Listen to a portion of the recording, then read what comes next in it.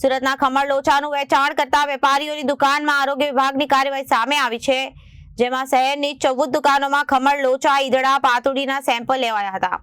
આ સેમ્પલની ગુણવત્તા અંગે હેલ્થ લેબોરેટરીમાં ચકાસણી કરાશે। જો સેમ્પલના રિપોર્ટમાં ગુણવત્તાને લઈ કોઈ બાંધછોડ થઈ જશે તો દંડ સહિતની અધિકારી કાર્યવાહી થશે। બિન આરોગ્યપ્રદ વાનગી આગેવાનીમાં સાથે જ વ્યક્તિ બીમાર પડવાની શક્યતા પણ વધી જાય છે। સુરતમાં ખમણ લોચાનું વેચાણ કરતા વેપારીઓની દુકાનમાં આરોગ્ય વિભાગની કાર્યવાહી સામે આવી છે, જેમાં શહેરની 14 દુકાનોમાંથી ખમણ લોચા, ઈદડા, પાતુડીનો સેમ્પલ લેવાયા છે। આ સેમ્પલની ગુણવત્તા અંગે હેલ્થ લેબોરેટરીમાં ચકાસણી કરાશે અને સેમ્પલના રિપોર્ટમાં ગુણવત્તાને લઈ કોઈ બાંધછોડ થઈ જશે તે દંડની સહિતની આકરી કાર્યવાહી થશે। બિન આરોગ્યપ્રદ વાનગી આગેવાની સાથે જ વ્યક્તિ બીમાર પડવાની શક્યતા વધી જાય છે। સ્વાદસરિયા સુરતીઓના મોર્નિંગ બ્રેકફાસ્ટમાં માનીતી વાનગી ગણાતા ખમણ અને લોચો દેશ વિદેશમાં જાણીતા થયા છે। શહેરમાં અનેક સંસ્થા દુકાનોમાં વેચાતા ખમણ લોચાના ટેસ્ટના સુરતીઓ ભરપેટ વખાણ કરે છે, જ્યારે સુરતીઓના માનીતો લોચો અને ખમણ આરોગ્યપ્રદ છે, જેમ કે એની ચકાસણી માટે પાલિકાનું આરોગ્ય વિભાગ હરકતમાં આવ્યું છે।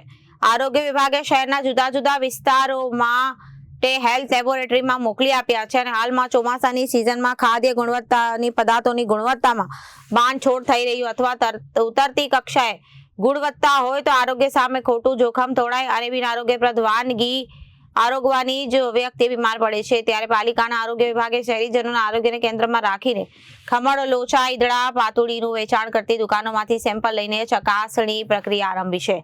ગુરુવારે આરોગ્ય અધિકારી અને ડેઝિગ્નેટ અધિકારીની સૂચનાને આધીન જુદા જુદા વિસ્તારોમાં ફરસાણનું વેચાણ કરતા દુકાનોના ફૂડ વિભાગના ફૂડ સેફ્ટી ઓફિસરોના રડાર પર આવી હતી।